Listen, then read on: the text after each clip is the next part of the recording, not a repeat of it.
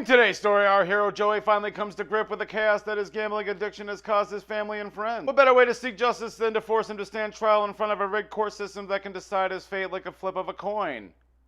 We sure this is a cartoon?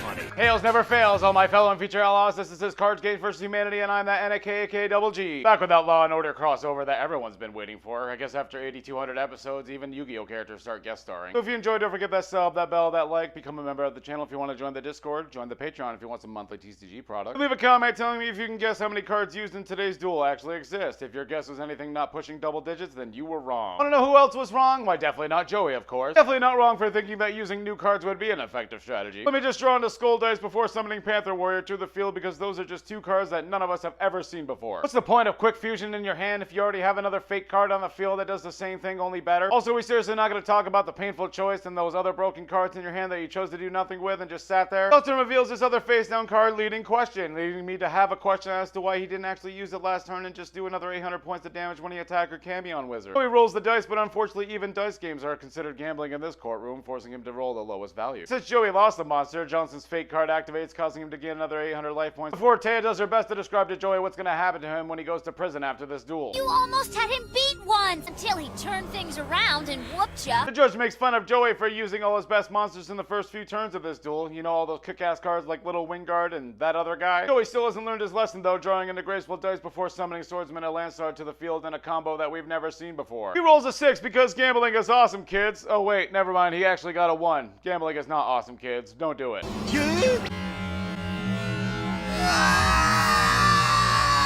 Okay, I tried to imitate those faces. I really did try. I tried my hardest, but it's just not possible. Despite the fact that he could have won just by attacking, the judge uses his absolutely broken ability on just one monster with 500 attack points. Pretty much just taking more damage than Joey did in the entire process. Luckily, being an idiot allows Joey to set 2 cards face down before he ends his turn, before we see the judge draw into Pot of Greed because he doesn't have enough broken cards in his hand already. Joey Wheeler then says his favorite 3 words in the entire world. Die activate. Gamble! A very risky play indeed for our hero, as when the opponent has 6 cards in their hand and you have none, an activation requirement that honestly isn't as difficult as you think it would be. You get to flip a coin, and if you call it right, you get to draw 5 cards, but if you call it wrong, you skip your entire next turn. Potentially lose your body over the gamble of a single coin flip. Joey must be in heaven. He's just about to flip the coin, so let's naturally head back to the Kyber brothers instead, because they finally got a change of scenery at the beach in the middle of Fallout 4 instead of just an endless series of Pokemon forests. If you get upset, then you're letting Noah win. Noah, show yourself! Pokemon, please come down. If you get upset, that means Noah wins. You hear me, Noah? I'm not gonna get upset! Shadow says you can try and tear us down all you want by toying with our emotions, but too bad for you, I paid to have those removed 2 years ago. Back to the duel and the coin flip that took 5 minutes to land in Joey's hand. He calls heads, but unfortunately lands on tails. This is Johnson's courtroom, and he decides the fate of all who dare to step up and challenge him. Also, he can control the fate of chance in this duel, which isn't only cheating, but it means it's legal cheating, which makes it far more despicable and almost makes Yugi want to mind crush him on the spot. So he plays the scapegoat card as a last resort to protect his life points, before the judge draws into another powerful card that I've never seen before. I think its name is Rota? Rota. Yeah, that sounds right. Activating it quickly so he can add this Armamil to his hand. Really? Fucking Armamil? So he confusion summon another monster into Dragoness the Wicked Knight. We all just take a step back and make fun of the fact that he's the only Big 5 member that's still using cards from LOB. I mean, fuck, I would have taken Labyrinth Tank at least. Dragoness the Wicked Knight! Why does every 4th monster on this show have to sound exactly like the Great Leviathan? Like, you can use other sound effects, you know? Like, here's some sound effects.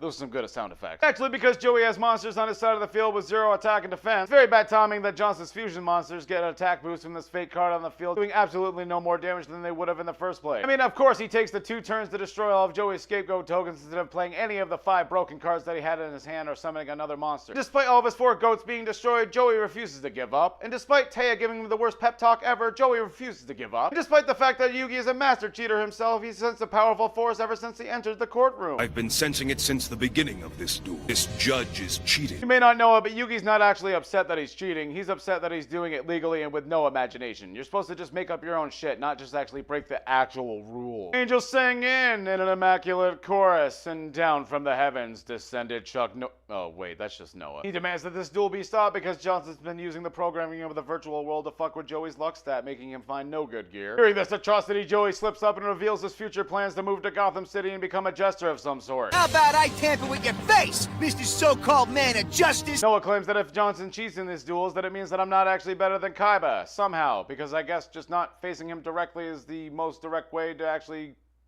find that out. I mean, it makes sense. He should be the president of Kaiba Corp, not Seto. He should be the one with the massive daddy issues, not Seto. Wanting to prove to Gozaburo Kaiba that he should have been the one that was chosen all along, leaving the audience in a state of mystery and confusion. You know, if the show didn't come out 20 years ago. Too bad for that, though. Mr. Willa has already unlocked his inner Heath Ledger, saying that he wants this duel to continue so he can deliver his own specific brand of justice. Noah says, sure, fine, why not? Uses teleport like a good little Abra and leaves immediately, allowing Joey to draw into the best card in the entire series. Yeah.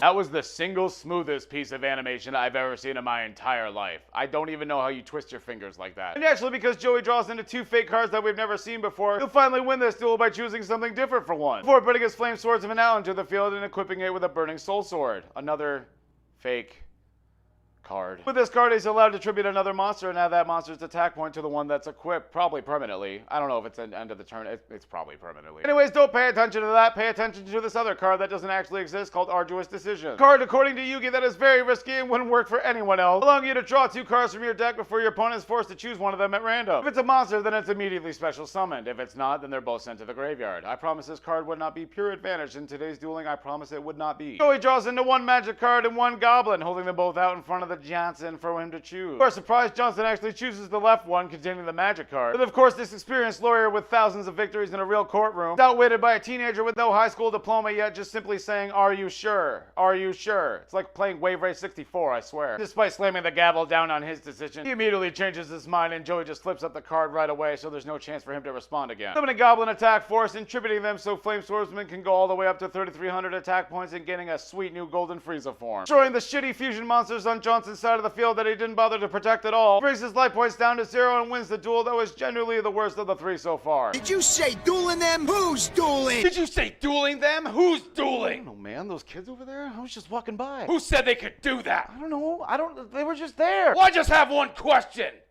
Is Max C banned? Well, that's it for this episode. I want to thank you all for watching, and of course, a shout out to all my channel members and patrons. If you enjoyed, become a member of the channel. We do some watch parties on the Discord. It's becoming a lot of fun. I do a lot of giveaways as well. Oh, on the Patreon, by the way, it's actually set up to where if you want some free packs, maybe a mystery box every month, check it out. You might like it. No contracts, though. I'm not dealing with any of you brokies taking me to court. This has been the man for Worth with all the girls, ladies and gentlemen. Be the character you know you're worth. Later. He also reveals his face down card, leading to me. Joey rules the Joys. Wanting to prove to Gozaburo Kaya,